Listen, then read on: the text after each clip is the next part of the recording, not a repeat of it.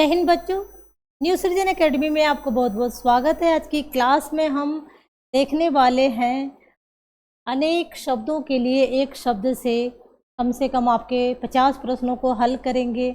और किसी भी परीक्षा जिसमें सामान्य हिंदी से प्रश्न पूछे जाते हैं तो वहाँ पर जो है ये जो आपके PYQ हैं, जो कि RO के PYQ हैं, लेकिन ये UP PCS मेंस में भी काम देंगे। के अलावा TGT PGT UGC नेट कोई भी एग्ज़ाम दे रहे हैं, जैसे SI है, कांस्टेबल है, वीडियो का एग्ज़ाम है, तो वहाँ पर जो है ये प्रश्न जो है आपके काम आने वाले हैं। तो प्रश्नों को हल करेंगे मेरे साथ।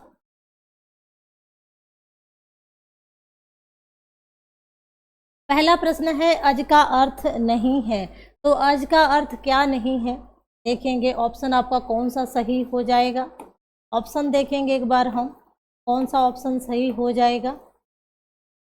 तो यहाँ पर पहला ऑप्शन है जिसका जन्म न हो, दशरथ के पिता। तो जिसका जन्म न हो उसे भी हम अज कहते हैं। दशरथ के पिता का भी नाम अज था। और मोती जो है यही नहीं होगा, यहाँ ब्रह्मा विष्णु और शिव को भी हम क्या कहते हैं, अज कहते हैं। तो यहाँ पर जो है ये अलग हो रहा है और यही जो है इस प्रश्न का आंसर हो जाएगा। अगला प्रश्न देखेंगे। अगला प्रश्न है हमारा, जो स्त्री सूर्य भी न देख सके उसके लिए एक शब्द है। तो जो स्त्री सूर्य भी न देख सके उसे क्या कहेंगे, विदुषी कहेंगे, अलक्ष्या कहेंगे, असूर्यम पश्या कहेंगे, या फिर शास्त्रज्ञा कहेंगे। तो पहला ऑप्शन है विदुषी। जो ज्ञानवान स्त्री होती है उसे क्या कहते हैं, विदुषी कहते हैं। और जिसका कोई लक्ष्य ना हो उसे अलक्ष्या कहते हैं, यानी कि जिस स्त्री का कोई लक्ष्य ना हो उसे अलक्ष्या कहेंगे। और जो स्त्री सूर्य भी न देख सके उसे हम असूर्यम पश्या कहते हैं। यह जो है आपकी परीक्षा की दृष्टि से काफ़ी महत्वपूर्ण प्रश्न है, क्योंकि यह प्रश्न बार बार रिपीट होता रहता है। इसे आप जो है स्टार लगा लेंगे और दिमाग में रखेंगे कि यह प्रश्न जो है आगे आएगा आपके सामने। अगला प्रश्न है आज्ञा। आज्ञा का क्या अर्थ है, अज्ञ हो या फिर अनभिज्ञ हो। अज्ञ हो या फिर अनभिज्ञ हो, दोनों क्या हैं, दोनों एक दूसरे के समानार्थी हैं। और इन्हें हम क्या कहते हैं, तो जो कुछ भी नहीं जानता हो, जो सब कुछ जानता हो। अगला ऑप्शन है जो बहुत थोड़ा जानता हो। और अगला ऑप्शन है जो जानता भी हो और नहीं भी जानता हो। तो जो कुछ भी नहीं जानता है उसे हम अज्ञ कहते हैं या फिर अनभिज्ञ कहते हैं। जो कुछ भी नहीं जानता है उसे हम अज्ञ कहते हैं या फिर अनभिज्ञ कहते हैं। जो सब कुछ जानता है उसे हम क्या कहते हैं, उसे हम सर्वज्ञ कहते हैं। जो सब कुछ जानता है उसे सर्वज्ञ कहते हैं। और जो थोड़ा जानता है उसे हम अल्पज्ञ कहते हैं। जो थोड़ा जानता है उसे हम क्या कहते हैं, अल्पज्ञ कहते हैं।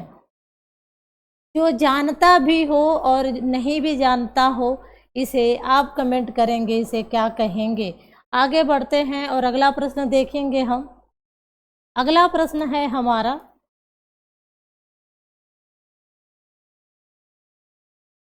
अगला प्रश्न है जिसकी आशा न की गई हो। जिसकी आशा न की गई हो उसे हम क्या कहेंगे, जिसकी आशा न की गई हो उसे हम क्या कहेंगे। वाक्यांश के लिए शब्द हम बताना है, तो क्या उसे नाउम्मीदी कहेंगे, आशातीती कहेंगे, अग्रशोची कहेंगे, या फिर अप्रत्याशित कहेंगे। तो यह भी प्रश्न जो है स्टार वाला प्रश्न है, बार बार परीक्षाओं में रिपीट होता रहता है। यहाँ पर ऑप्शन आपका क्या हो जाएगा, डी सही हो जाएगा इस प्रश्न का आंसर। और जो आगे का भी सोचता हो, है ना, जो आगे की सोच रखता हो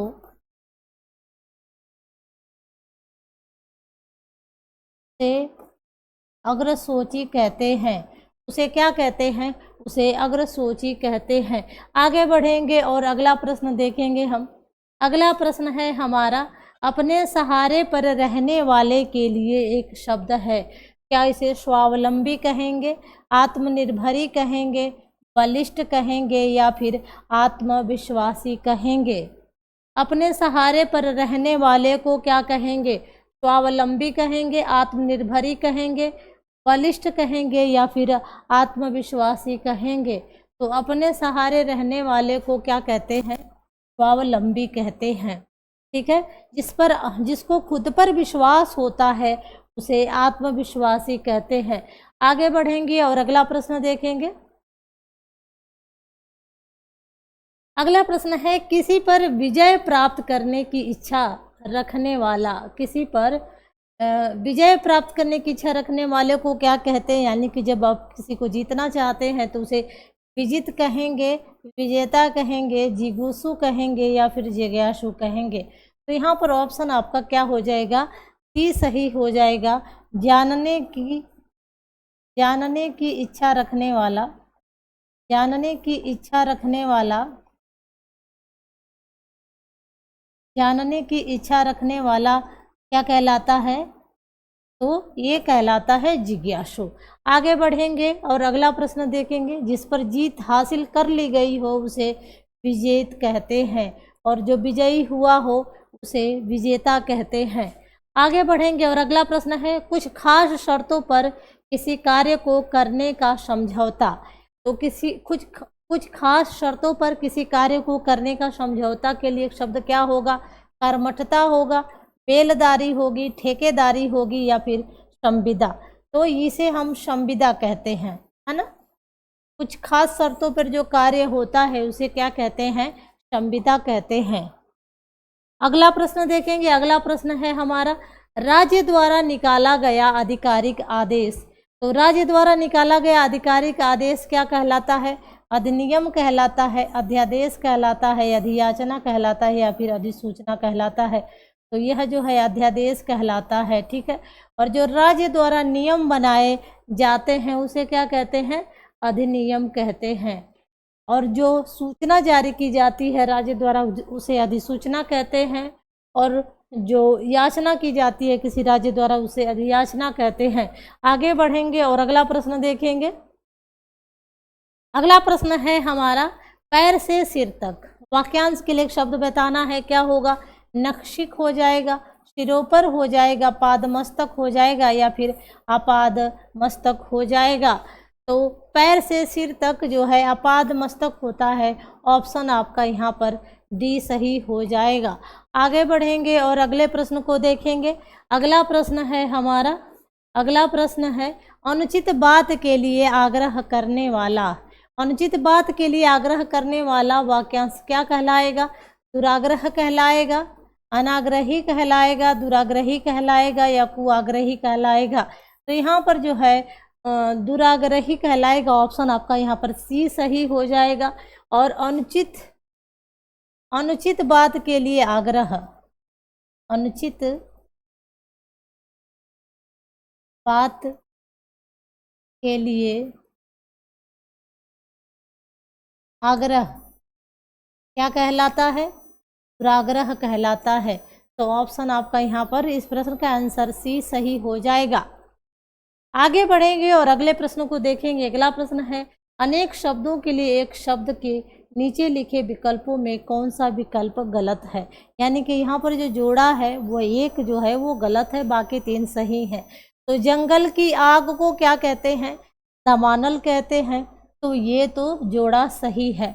समुद्र की आग को बड़वानल कहते हैं। तो ये भी ऑप्शन आपका सही है। पेट की आग, पेट यानी कि जठर, पेट को हम क्या कहते हैं? पेट में जठर। तो यहाँ पर जठर की अग्नि जठराग्नि, यानी कि ये भी जोड़ा ठीक है। आदि से अंत तक, तो इसे आद्यांत कहेंगे। क्या कहेंगे? आद्यांत कहेंगे, आद्यांत। तो ऑप्शन आपका यहाँ पर जो है इस प्रश्न का आंसर डी सही हो जाएगा, क्योंकि यही जोड़ा जो है यहाँ पर गलत है। आगे बढ़ते हैं और अगले प्रश्न की तरफ बढ़ेंगे। अगले प्रश्न को हम समझेंगे अच्छी तरह से। जो अचानक आँखों से ओझल हो गया हो, जो अचानक आँखों से ओझल हो गया हो उसे क्या अंतर्ध्यान कहेंगे? अंतर्ध्यान कहेंगे, अंतर्धान कहेंगे या फिर अंतर्धान कहेंगे? तो यहाँ पर जो है वर्ड मीनिंग मिस्टेक है, ये सारी वर्ड मीनिंग गलत है ना। यानी कि ऑप्शन आपका यहाँ पर सी सही हो जाएगा। आगे बढ़ेंगे और अगले प्रश्न को देखेंगे। अगला प्रश्न है हमारा तैरने की। तैरने की, तैरने या पार करने का इच्छुक। तैरने या पार करने के इच्छुक को क्या कहते हैं? तैरने या पार करने के इच्छुक को क्या कहते हैं? बताएं। तैरने या पार करने की इच्छुक को क्या कहते हैं? उसके लिए कौन सा शब्द सही है? तो तैराक कहेंगे, तितीर्ष कहेंगे, तारक कहलाएंगे या फिर तारड़क कहलाएंगे? तो जो तितीर्षु हो जाएगा, ये ऑप्शन आपका यहाँ पर क्या हो जाएगा? बी सही हो जाएगा। आगे बढ़ेंगे और अगला प्रश्न देखेंगे। अगला प्रश्न है अगर वही इच्छा होती तो तितिर्षा हो जाती। कान के नीचे लटकता हुआ कोमल भाग, जो कान के नीचे लटकता हुआ कोमल भाग है उसे कर्णफूल कहेंगे, कर्णभरण कहेंगे, कर्णपाली कहेंगे या फिर कर्ण कहलाएंगे? तो ये जो है कर्णपाली हो जाएगा। आगे बढ़ेंगे। कान में पहनने वाले फूल को हम क्या कहते हैं? कर्णफूल कहते हैं। आगे बढ़ेंगे और कर्ण किसे कहते हैं? तो कान को कहते हैं। बहुत अधिक बोलने वाला व्यक्ति, तो बहुत बोलने वाला व्यक्ति क्या वक्ता कहलाएगा, अधिवक्ता कहलाएगा, प्रवक्ता कहलाएगा या फिर वाचाल कहलाएगा? तो बहुत अधिक बोलने वाला व्यक्ति जो होता है वो वाचाल होता है। ठीक है। किसी विशेष बात पर, किसी विशेष बात पर, किसी विशेष विषय पर, विषय पर बोलने वाला, किसी विशेष विषय पर बोलने वाला क्या कहलाता है? प्रवक्ता कहलाता है। किसी की तरफ से बोलने वाला, किसी की तरफ से बोलने वाला, किसी के तरफ से बोलने वाला, किसी की तरफ से बोलने वाला क्या कहलाता है? अधिवक्ता कहलाता है। और जो बोलने वाला होता है वह बोलने वाला वक्ता कहलाता है। बोलने वाला वक्ता कहलाता है। वक्ता का जो विलोम होता है वो क्या होता है? श्रोता होता है, श्रोता, है ना। तो सुनने वाला श्रोता हो गया, बोलने वाला वक्ता हो गया, किसी की तरफ से बोलने वाला अधिवक्ता हो गया, किसी विशेष विषय पर बोलने वाला प्रवक्ता हो गया और बहुत अधिक बोलने वाला वाचाल हो गया। तो ये प्रश्न जो है स्टार वाला प्रश्न है, ध्यान से आप इसको देखेंगे। आगे बढ़ेंगे और अगला प्रश्न देखेंगे। अगला प्रश्न है जो भेदा या तोड़ा न जा सके। तो जो भेदा या तोड़ा न जा सके वाक्यांश के लिए एक शब्द क्या होगा? उसे अभेद्य कहेंगे, दुर्भेद्य कहेंगे या फिर संवेद्य कहेंगे या नैवेद्य कहेंगे? तो जिसे भेदा या तोड़ा न जा सके उसे अभेद्य कहेंगे। जिसे कठिनाई से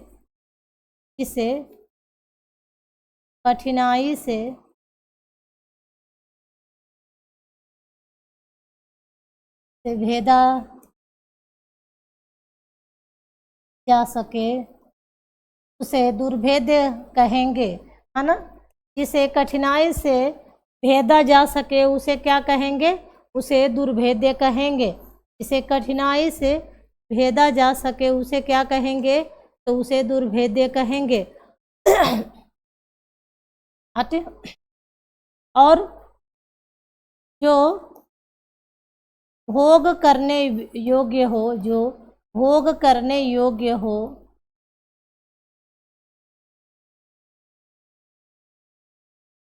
जो भोग करने योग्य हो उसे क्या कहते हैं? नैवेद्य कहते हैं। आगे बढ़ेंगे और अगले प्रश्न को देखेंगे।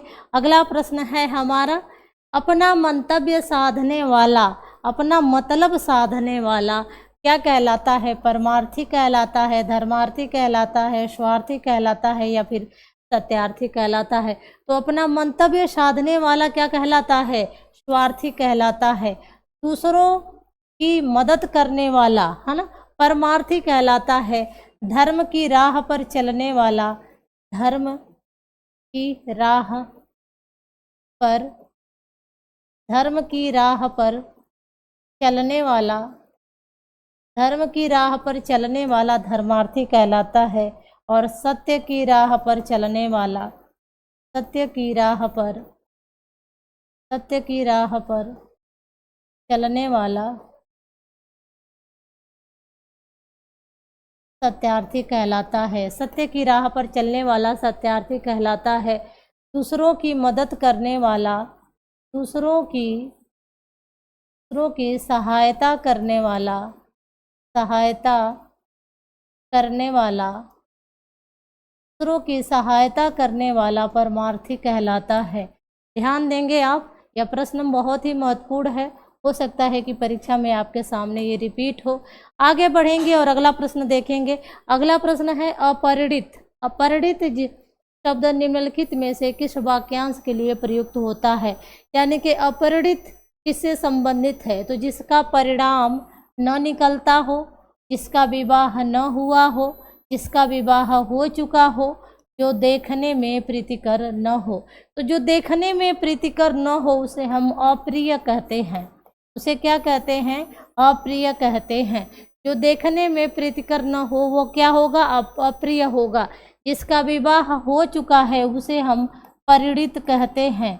जिसका विवाह हो चुका है उसे हम परिणित कहते हैं, और जिसका विवाह न हुआ हो उसे अपरिणित कहते हैं। आगे बढ़ेंगे और अगला प्रश्न देखेंगे हम। अगला प्रश्न है हमारा, निम्नलिखित में से किस वाक्यांश के लिए एक शब्द दुर्निवार प्रयुक्त होता है? यह प्रश्न भी बार बार रिपीट होता है परीक्षाओं में, तो ध्यान देंगे। जिसे दूर करना कठिन हो, जिस पर वार करना कठिन हो, जिसे देख पाना कठिन हो, जिसे जीत पाना कठिन हो। ठीक है, तो दुर्निवार, जिस पर वार करना कठिन हो, ठीक है, या जिसे दूर करना कठिन हो। तो ऑप्शन आपका यहाँ पर ये सही हो जाएगा। और जिसे देख पाना कठिन हो उसे हम क्या कहते हैं? अदर्शनीय कहते हैं, अदर्शनीय कहते हैं। और जिसे जीत पाना कठिन हो उसे हम क्या कहते हैं? उसे अजेय कहते हैं।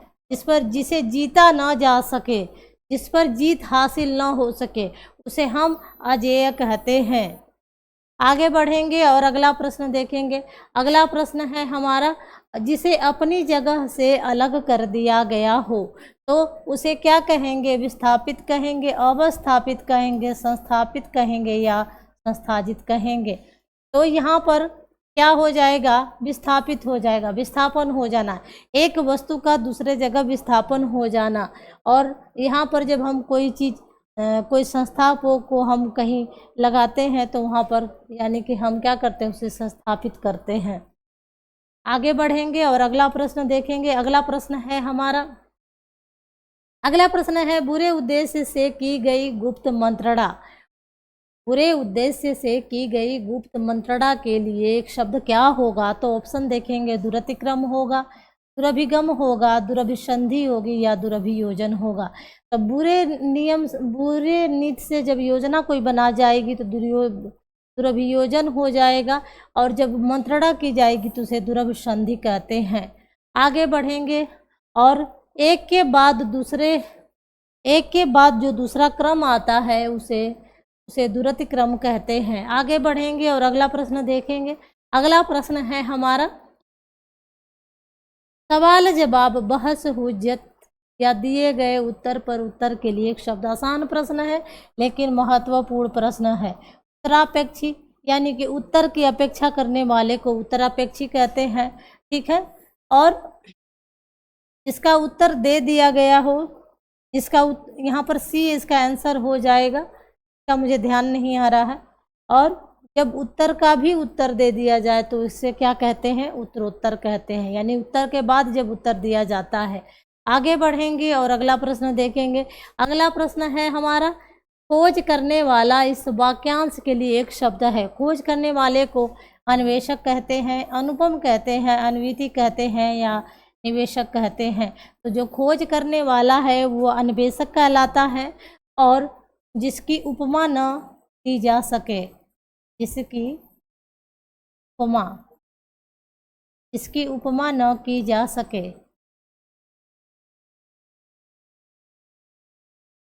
आप अगर इन प्रश्नों का अगर आप चाहते हैं कि आपको PDF प्राप्त हो तो टेलीग्राम चैनल जो न्यू सृजन एकेडमी का टेलीग्राम चैनल है उसे ज़रूर ज्वाइन करें।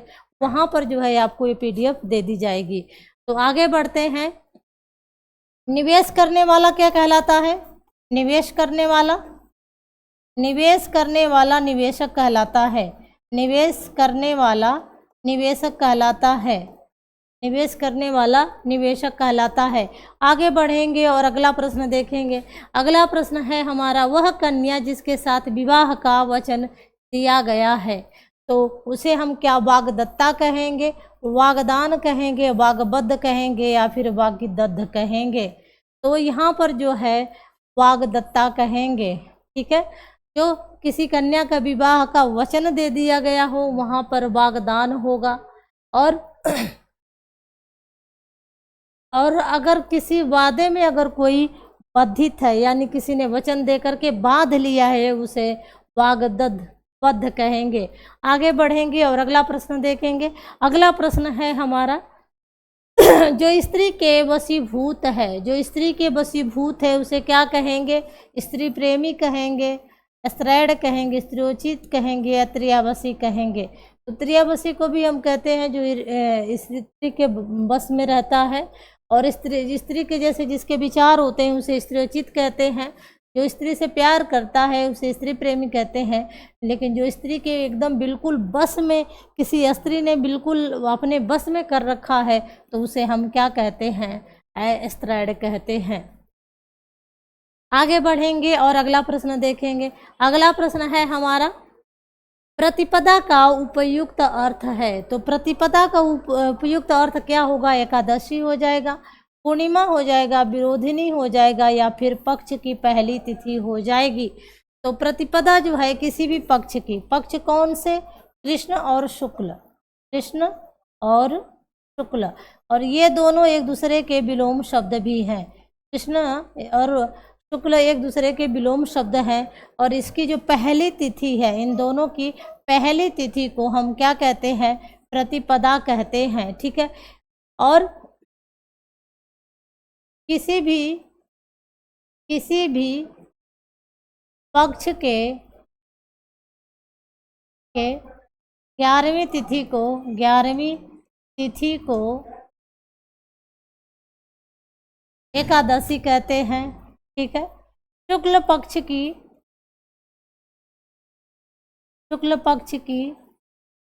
15वीं तिथि को क्या कहते हैं? या किसी भी महीने की 30वीं तिथि को क्या कहते हैं? पूर्णिमा कहते हैं। यहाँ पर जो है इस प्रश्न का आंसर आपका डी हो जाएगा। आगे बढ़ेंगे और अगला प्रश्न देखेंगे।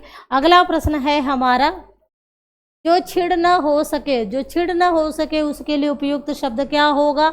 अमिट हो जाएगा, अपार हो जाएगा, अक्षय हो जाएगा या फिर अनंत हो जाएगा? तो जो छिड़ न हो सके उसे हम अक्षय कहते हैं। जो छिड़ हो सके उसे क्षय कहते हैं। जिसे पार न किया जा सके, जिसे पार न किया जा सके, जिसे पार न किया जा सके उसे अपार कहते हैं। जिसे मिटाया ना जा सके, जिसे मिटाया न जा सके, जिसे मिटाया न जा सके, जिसे मिटाया ना जा सके उसे अमिट कहते हैं। और जिसका कोई अंत न हो, जिसका कोई अंत न हो उसे अनंत कहते हैं। जिसका कोई अंत, आसमान जो है, ब्रह्मांड क्या है? अनंत है। जिसका कोई अंत न हो उसे अनंत कहते हैं। ठीक है, तो इसलिए अनंत जो है आकाश का पर्यायवाची भी होता है। आगे बढ़ेंगे और अगला प्रश्न देखेंगे। अगला प्रश्न है हमारा, खाद्य सामग्री जो यात्रा के समय रास्ते में उपभोग के लिए दी जाती है, तो स्वल्पाहार होगा, पथ्य होगा, पाथेय हो जाएगा या उपहार हो जाएगा? तो ऑप्शन आपका यहाँ पर सी सही हो जाएगा। आगे बढ़ते हैं और अगले प्रश्न पे जाते हैं। आधी रात का समय क्या कहलाता है? तो शर्वरी, विभावरी, निशा या निशित? तो ऑप्शन आपका यहाँ पर डी सही हो जाएगा। और यह प्रश्न जो है काफ़ी महत्वपूर्ण है, परीक्षाओं में बार बार रिपीट होता रहता है, तो ध्यान देंगे। ये तीनों जो है क्या हैं, रात के पर्यायवाची हैं, रात के पर्यायवाची हैं।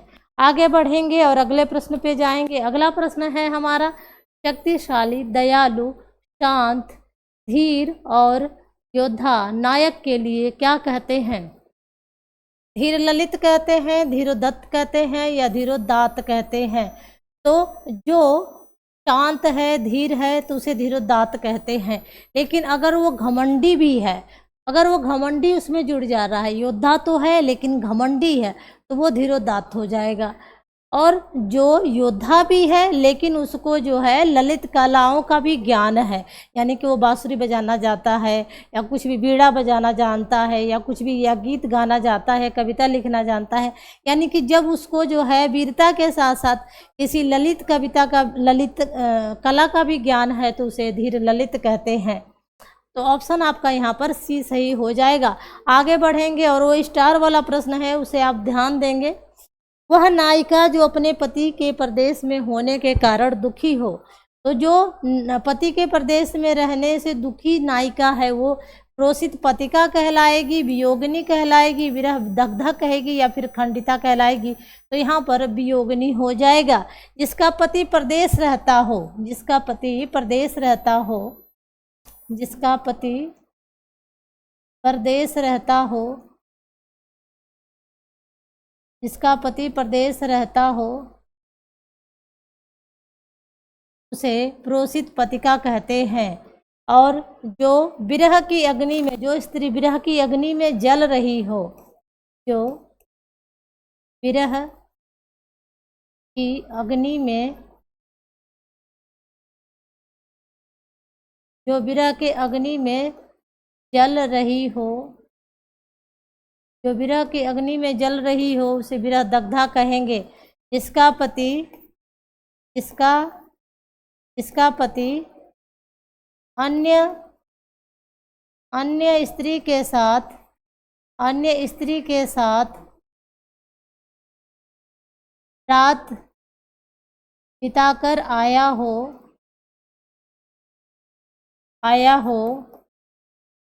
उसे इसका पति अन्य स्त्री के साथ रात बिताकर आया हो, उसे क्या कहते हैं? उसे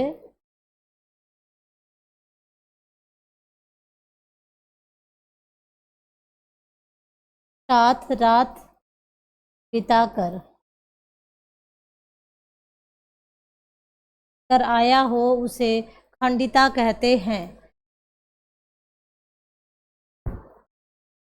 और जिसका पति परदेश से वापस आया हो, उसे आगत पतिका कहते हैं, उसे आगत पतिका कहते हैं। जिस स्त्री का पति परदेश से वापस लौटा हो, उसे क्या कहते हैं? उसे आगत पतिका कहते हैं, आगत पतिका। जिसका पति जीवित हो, उसे सधवा कहते हैं। जिसका पति के पति की मृत्यु हो गई हो, उसे क्या कहते हैं? विधवा कहते हैं। जिस पुरुष की स्त्री जीवित न हो, उसे क्या कहते हैं? विधुर कहते हैं। ये सारे शब्द जो है स्टार वाले हैं। यह प्रश्न जो है आपके सामने बन सकते हैं, ध्यान देंगे।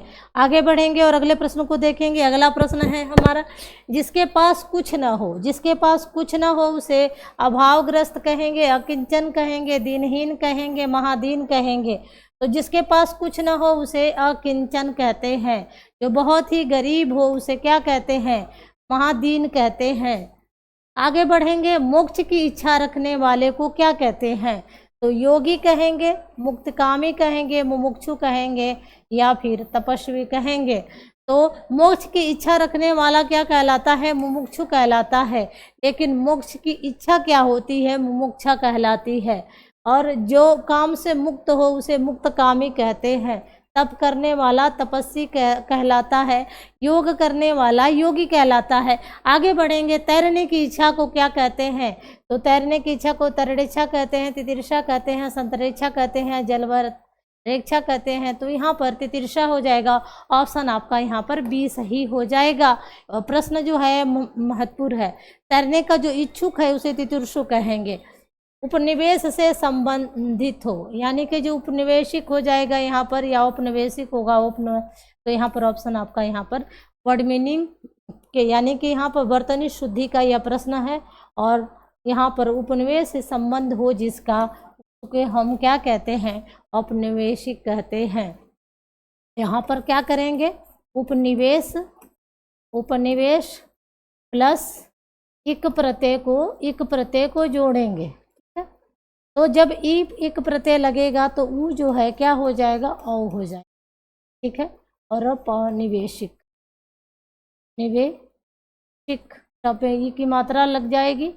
ठीक, इस तरह से औपनिवेशिक शब्द जो है बनकर तैयार हो जाएगा। तो आगे बढ़ेंगे और अगले प्रश्न को देखेंगे। अगला प्रश्न है हमारा निम्नलिखित वाक्य खंडों में एक के लिए प्रयुक्त होने वाला शब्द। निम्नलिखित वाक्य खंड के लिए एक के लिए प्रयुक्त होने वाला शब्द क्या कहलाता है, बताएंगे। ऑप्शन है आपके, सबकी सेवा करने वाला, स्वयं की सेवा करने वाला, अपनी इच्छा से दूसरों की सेवा करने वाला, अपनी इच्छा से दूसरों की सेवा करने वाला, या फिर बिना वेतन के काम करने वाला। तो अपनी इच्छा से दूसरों की सेवा करने वाला क्या कहलाता है, स्वयं सेवक कहलाता है। जो बिना वेतन के कार्य करता है, जो बिना वेतन का कार्य करता है वो अवैतनिक कहलाता है, अवैतनिक कहलाता है। जो बिना किसी वेतन के कार्य करता है वो अवैतनिक कहलाता है। जो वेतन लेकर के कार्य करता हो उसे वैतनिक कहते हैं। आगे बढ़ेंगे और अगले प्रश्न को देखेंगे। अगला प्रश्न है हमारा, मुकदमा दायर करने वाला व्यक्ति। मुकदमा दायर करने वाला व्यक्ति क्या कहलाएगा, वादी कहलाएगा, प्रतिवादी कहलाएगा, अभियुक्त कहलाएगा, या फिर मुकदमेबाज कहलाएगा। तो जो मुकदमा दायर करता है वो वादी कहलाता है, जो उसका विरोध करता है वो प्रतिवादी होता है, जिसे मुजरिम बनाया जाता है वो अभियुक्त होता है, जो मुकदमे की जिसकी आदत हो गई है उसे मुकदमेबाज कहते हैं। आगे बढ़ेंगे और अगला प्रश्न देखेंगे। अगला प्रश्न है हमारा, युद्ध की प्रबल इच्छा। युद्ध की प्रबल इच्छा हो जिसमें उसे क्या कहेंगे, उसे झगड़ालू कहेंगे, योद्धा कहेंगे, युत्सु कहेंगे, विद्रोही कहेंगे। तो विद्रोह करने वाला क्या कहलाता है, विद्रोह करने वाला विद्रोही कहलाता है, विद्रोह करने वाला विद्रोही कहलाता है। युद्ध की इच्छा युत्सु कहलाता है। और युद्ध की इच्छा हो जिसमें, यानी कि अगर कोई इच्छुक है तो युत्सु है, अगर इच्छा है तो युत्सा कहेंगे। और जो युद्ध करता है, जो युद्ध करता हो या फिर युद्ध करने वाला, जो युद्ध करता हो उसे योद्धा कहेंगे, और जो झगड़ा करता है उसे झगड़ालू कहेंगे। आगे बढ़ते हैं और अगले प्रश्न को देखेंगे हम। अगला प्रश्न है हमारा, मरने की इच्छा। मरने की इच्छा क्या कहलाती है, जीने की इच्छा तो जिजीविषा कहलाती है। जीने की इच्छा क्या कहलाती है, जिजीविषा कहलाती है। और मरने की इच्छा क्या कहलाएगी, यहीं पर जान लेंगे कि जीने की इच्छा क्या होती है और मरने की इच्छा क्या होती है।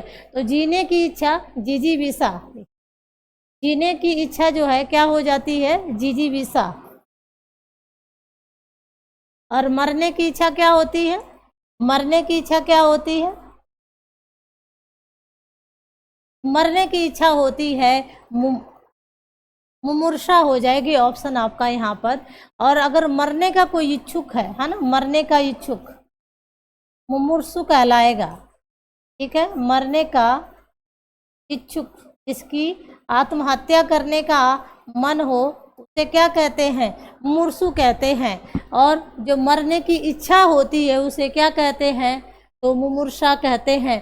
मोक्ष की इच्छा, मोक्ष की इच्छा रखने वाले को, मोक्ष की इच्छा रखने वाले को क्या कहते हैं, मुमुक्षा। मोक्ष की इच्छा रखने वाला, मोक्ष की इच्छा रखने वाला क्या कहलाता है, मुमुक्षा कहलाती है।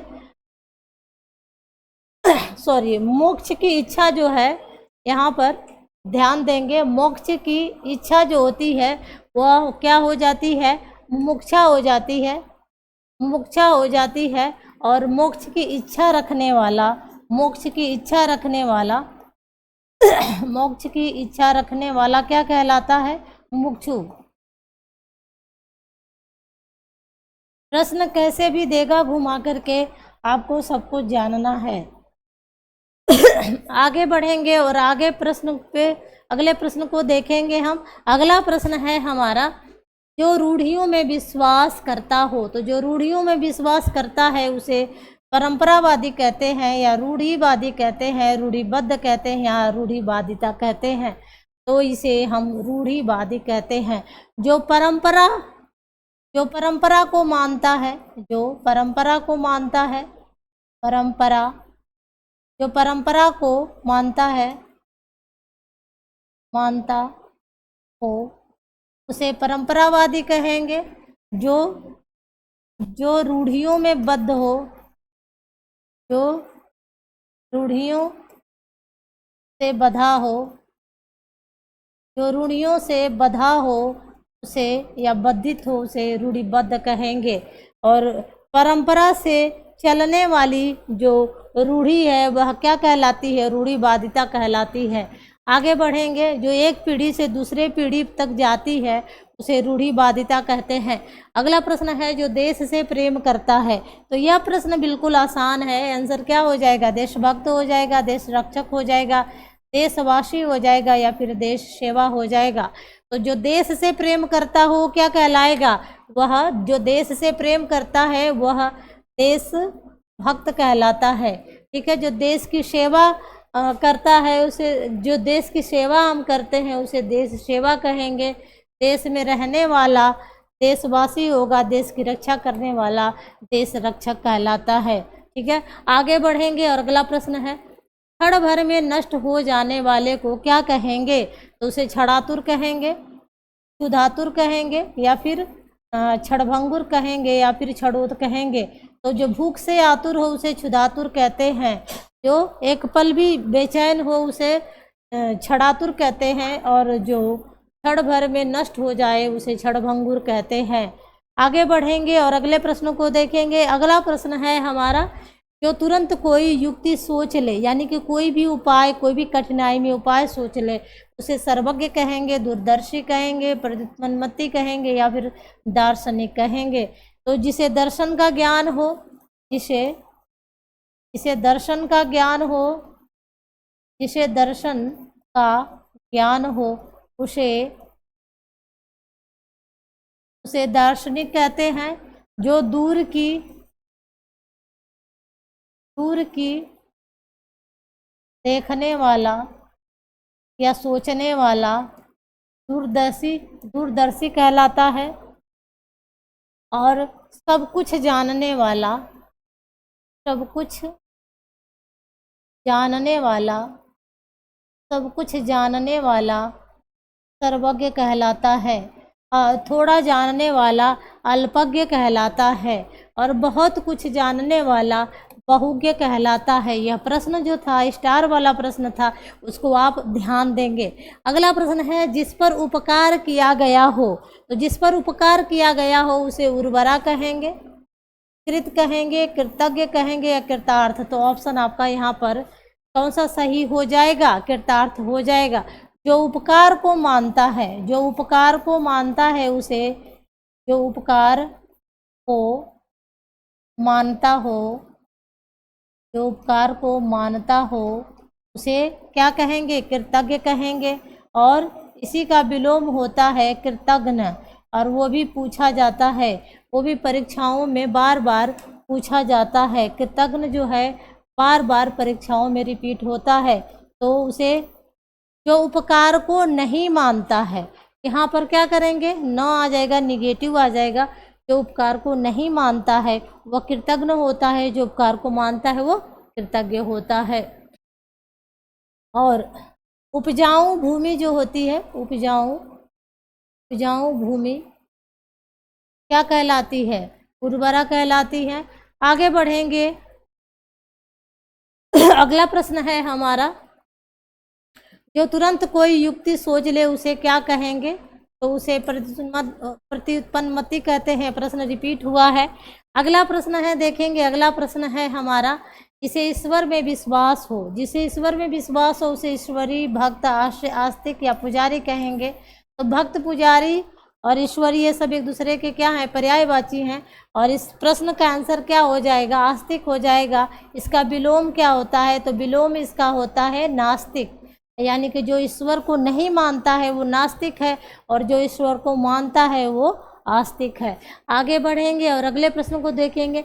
व्याकरण के ज्ञाता, व्याकरण के ज्ञाता के लिए एक शब्द क्या होगा? व्याकरणी, व्याकर्ता, वैयाकरण या व्याकरणज्ञ। तो ऑप्शन आपका सी सही हो जाएगा। और विभिन्न परीक्षाओं में रिपीट होता रहता है यह प्रश्न, बार बार पूछा जाता है। टेट पर, सुपर टेट में पूछा जाता है। इसके अलावा जो है टीजीटी, पीजीटी में पूछा जाता है। केबीएस, एनबीएस में पूछा जाता है। यह डीएसएसबी में भी प्रश्न रिपीट होता है। यूपीपीसीएस मेंस में भी रिपीट होता है। तो काफ़ी महत्वपूर्ण प्रश्न था वो।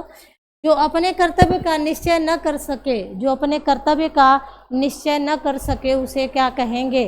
जो अपने कर्तव्य का निश्चय न कर सके उसे क्या कहेंगे? ऑप्शन देखेंगे। ऑप्शन है द्वंद्वग्रस्त, भ्रमित, कि कर्तव्य विमूढ़ है या द्विधाग्रस्त। तो ऑप्शन आपका यहाँ पर सी सही हो जाएगा। जो द्वंद्व से ग्रस्त हो उसे द्वंद्वग्रस्त कहेंगे। जो भ्रमित हो उसे, जो भ्रम में हो उसे भ्रमित कहेंगे। जो दुविधा में हो उसे दुविधाग्रस्त कहेंगे। आगे बढ़ेंगे और अगले प्रश्नों को देखेंगे।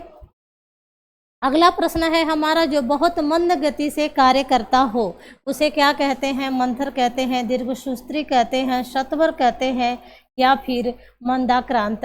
तो जो कार्य को बहुत धीरे धीरे करता है उसे हम क्या कहते हैं? मंथर कहते हैं। और जो कार्य करने में बहुत ज़्यादा समय लगाता है उसे दीर्घसूत्री कहते हैं। जो कार्य बहुत जल्दी जल्दी करता है उसे सत्वर कहते हैं। आगे बढ़ेंगे और अगला प्रश्न देखेंगे।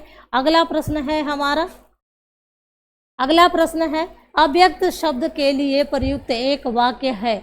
अव्यक्त शब्द के लिए प्रयुक्त एक वाक्य क्या है? जिसे कहा न जा सके, जिसे व्यक्त न किया जा सके। तो ऑप्शन आपका बी सही हो जाएगा। जिसे कहा जा सके उसे क्या कहेंगे? व्यक्त, से व्यक्त कहेंगे। जिसे व्यक्त किया जा सके, इसे कहा जा सके, सॉरी ये जो है इसका हो जाएगा, ये हो जाएगा और इसका हो जाएगा कथनीय। और जिसे कहा ना जा सके, जिसे कहा ना जा सके उसे अकथनीय कह देंगे, कथनीय। आगे बढ़ेंगे और अगले प्रश्न पे जाएंगे हम। अगला प्रश्न है हमारा, अगला प्रश्न है, जिसकी माप तोल हो सके, जिसकी माप तोल हो सके उसे मापन कहेंगे, परिमेय कहेंगे, अचल कहेंगे, अजेय कहेंगे। तो बी सही हो जाएगा, है ना। जो एक जगह स्थिर हो, जो एक जगह या फिर स्थान पर जो एक जगह स्थिर हो उसे क्या कहते हैं? जो एक जगह स्थिर हो उसे क्या कहते हैं? जो एक जगह स्थिर हो उसे, जो एक स्थान पर स्थिर हो उसे अचल कहते हैं। यानी कि जो पर्वत हैं वो क्या है? अचल हैं। और जिससे जीता ना जा सके, जिसे जीता ना जा सके, जिसे जीता ना जा सके, बताओ, जिसे जीता ना जा सके उसे क्या कहेंगे? जिसे जीता ना जा सके, जिसे जीता ना जा सके उसे कहेंगे अजेय। यह प्रश्न बार बार रिपीट होता है।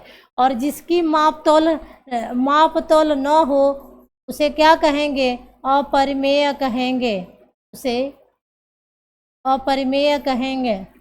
इसी तरह से एक शब्द आता है प्रमेय, प्रमेय, और इसका विलोम होता है अप्रमेय।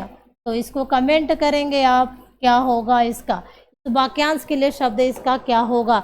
आगे बढ़ेंगे और अगले प्रश्न पे जाएंगे हम। अगला प्रश्न है हमारा, इंद्रियों को जीत लिया हो, इंद्रियों को जिसने जीत लिया है उसे इंद्रियाधिपति कहते हैं, जितेंद्रिय कहते हैं, जितेंद्रिय कहते हैं या फिर इंद्र कहते हैं। तो ऑप्शन आपका यहाँ पर बी सही हो जाएगा। आगे बढ़ते हैं और अगले प्रश्न को देखते हैं। अगला प्रश्न है हमारा, जानने की इच्छा रखने वाले के लिए एक शब्द है। तो जानने की इच्छा, जिजीविषा क्या है? जीने की इच्छा। जीने की इच्छा क्या है? जिजीविषा। जानने का इच्छुक, जानने का इच्छुक, इच्छुक क्या हो जाएगा? जिज्ञासु हो जाएगा। जानने की इच्छा, जानने की इच्छा, जानने की इच्छा क्या हो जाएगी? जानने की इच्छा, जानने की इच्छा। तो जानने की इच्छा होती है वो जिज्ञासा होती है। अब यहाँ पर जो है जानने की इच्छा रखने वाला जिज्ञासु, यानी कि बी ऑप्शन सही हो जाएगा। आगे बढ़ते हैं और अगले प्रश्न को देखेंगे। अगला प्रश्न है, जो कठिनाई से मिलता है उसे दुर्लभ कहेंगे, अलभ्य कहेंगे, अप्राप्य कहेंगे, अनुपलब्ध के जो कठिनाई से मिलता है उसे हम दुर्लभ कहते हैं। ठीक है, जैसे गुल्लर का फूल जो है एक दुर्लभ फूल है। अथाह शब्द के लिए एक शब्द क्या होगा? जिसकी गहराई मापी जा सके, जिसकी गहराई नापी जा सके, जिसकी कोई सीमा न हो और जिसका कोई अंत न हो। तो जिसका कोई अंत नहीं है उसे हम अनंत कहते हैं, जिसकी कोई सीमा नहीं है उसे हम असीम कहते हैं या फिर ससीम कहते हैं। तो यह दोनों जो है आपके सामने आ सकता है। जिसकी गहराई न नापी जा सके, है ना, उसे अथाह कहते हैं। आगे बढ़ेंगे और अगला प्रश्न देखेंगे। अगला प्रश्न है हमारा, जिस स्त्री का पति जीवित है उसे क्या कहेंगे? सधवा कहेंगे। जिस जिस कन्या का विवाह हुआ हो, जल्दी हुआ है, उसे विवाहिता कहते हैं। जो किसी के प्रेम में पड़ी हो उसे अनुरक्ता कहते हैं। जो सिर्फ अपने पति से प्यार करती हो उसे पतिव्रता कहते हैं। आगे बढ़ेंगे और अगला प्रश्न देखेंगे। अगला प्रश्न है हमारा, पतियुक्ता स्त्री के लिए को क्या कहते हैं? तो पतियुक्त स्त्री को, यानी कि पति पत्नी के जोड़े को दंपति कहते हैं। तो जोड़ी सधवा ऑप्शन आपका यहाँ पर क्या हो जाएगा? दंपति कौन होते हैं? पति पत्नी होते हैं, और इन्हीं को हम क्या कहते हैं? जोड़ी कहते हैं। ऑप्शन आपका यहाँ पर सी सही हो जाएगा।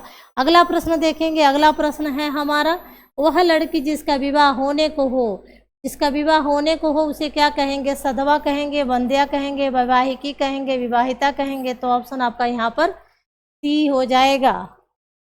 आगे बढ़ते हैं और अगले प्रश्न को देखेंगे। अगला प्रश्न है हमारा, नीले रंग का कमल के लिए दिए गए शब्दों में एक शब्द कौन सा है? तो नीले रंग का जो कमल है उसे क्या कहते हैं? इंदिवर कहते हैं, नीलाभ कहते हैं, पुंडरीक कहते हैं, नीलाक्ष कहते हैं। तो ऑप्शन जो है यहाँ पर इंदिवर हो जाएगा। नीलाभ होता है नीले रंग की आभा, नीले रंग की आभा। नीले रंग की आभा क्या कहलाती है? नीलाभ कहलाती है। और सफ़ेद कमल, सफ़ेद कमल पुंडरीक कहलाता है। सफ़ेद कमल पुंडरीक कहलाता है। और नीले रंग की आँखें, नीले रंग की आँखें क्या कहलाती हैं? नीले रंग की आँखें नीलाक्ष कहलाती हैं। तो आगे बढ़ेंगे और अगले प्रश्न पे जाएंगे। अगला प्रश्न है हमारा, स्वेद से उत्पन्न होने वाला, स्वेद यानी होता है पसीना, स्वेद कहेंगे या फिर कहीं कहीं परीक्षाओं में यह प्रस्वेद के रूप में भी आएगा। तो दोनों क्या है, या प्रश्विन, प्रश्विन के रूप में भी ये परीक्षाओं में आपके सामने आ सकता है। तो प्रश्विन कह दे, प्रस्वेद कह दे या फिर स्वेद कह दे। अर्थ इनका क्या होगा? अर्थ हो जाएगा पसीना। क्या हो जाएगा? पसीना। यानी कि जो पसीने से उत्पन्न होने वाला है उसे क्या कहेंगे? स्वेदज कहेंगे, अंडज कहेंगे, पिंडज कहेंगे या उभयज कहेंगे। तो जो पसीने से उत्पन्न है उसे स्वेदज कहते हैं, और जो अंडे से उत्पन्न हो, जो अंडे से उत्पन्न हो उसे क्या कहेंगे? जो अंडे से उत्पन्न हो, जो अंडे से उत्पन्न हो उसे अंडज कहेंगे। और जो शरीर से, जो शरीर पिंड, पिंड, जो शरीर पिंड जो शरीर, पिंड या फिर काया, कैसे भी परीक्षा में जो है चेंज कर देगा, जो शरीर कह लें, काया कह लें या फिर पिंड कह लें, ठीक है। तो जो शरीर से पैदा हो या पिंड से पैदा हो या काया से पैदा हो, से उत्पन्न हो, उसे क्या कहते हैं? उसे उसे पिंडज कहते हैं। और जो अंडा और पिंड दोनों से उत्पन्न हो, दोनों से उत्पन्न, दोनों से उत्पन्न को क्या कहते हैं? उनको कहते हैं उभयज। आगे बढ़ेंगे और अगले प्रश्न को देखेंगे हम। अगला प्रश्न है हमारा औदार्य दाता। औदार्य दाता शब्द के लिए एक वाक्य क्या हो जाएगा? तो जो दान करता रहता है, सब कुछ उदारता से देना चाहता हो, जो उदार न हो और जो उदारता न दिखाता हो। तो ऑप्शन आपका यहाँ पर क्या सही हो जाएगा? सब कुछ उदारता से जो देना चाहता है उसे हम क्या कहते हैं? औदार्य दाता कहते हैं। और आगे बढ़ेंगे और अगला प्रश्न देखेंगे हम। प्रश्न यही समाप्त होते हैं, यानी कि मुझे लग रहा था कि इस क्लास में जो है सिर्फ 50 प्रश्न हैं, लेकिन यहाँ पर हमने 61 यानी कि 61 प्रश्नों को हल कर लिया है। और नेक्स्ट वीडियो में फिर हम इसी तरह से 50 प्रश्न लेकर के आएंगे, टॉपिक कोई और सा होगा। तो हमेशा जो है न्यू सीजन एकेडमी से आप जुड़े रहें, चैनल को सब्सक्राइब कर दें। आर का एग्ज़ाम है या कोई भी एग्ज़ाम है जहाँ पे आपसे सामान्य हिंदी या फिर जीएस के प्रश्न आपको देखने हैं, कुछ आने वाले इसमें जो है इकोनॉमिक्स के भी लेक्चर अब डाले जा रहे हैं, मैथ्स रीजनिंग के भी लेक्चर आपको दिखाई पड़ेंगे। तो चैनल को सब्सक्राइब करना ना भूलें, लाइक करना ना भूलें, शेयर करना ना भूलें। Thank you students.